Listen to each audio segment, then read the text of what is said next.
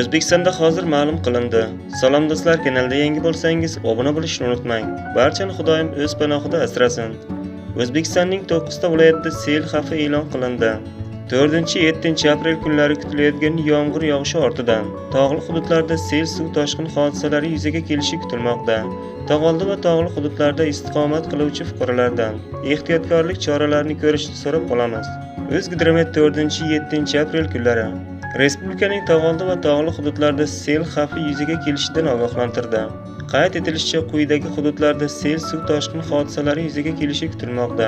Qashqadaryo viloyati, Surxondaryo viloyati, Samarqand viloyati, Navoiy viloyati, Jizzax viloyati, Toshkent viloyati hamda Andijon viloyatining tog'li hududlarida sel suv toshqin hodisalari yuzaga kelishi kutilmoqda. Tog'oldi va tog'li hududlarda istiqomat qiluvchi fuqarolar, dam oluvchilar hamda tog'li hududlarda harakatlanuvchi haydovchilardan ehtiyotkorlik choralarini ko'rishni so'rab qolamiz. Respublika hududi bo'yicha yomg'ir suvlari to'planish ehtimoli bor. Bu esa hududlarni suv bosishiga olib kelishi kutilmoqda, deyiladi xabarda. O'zingiz va oilangizni asrang.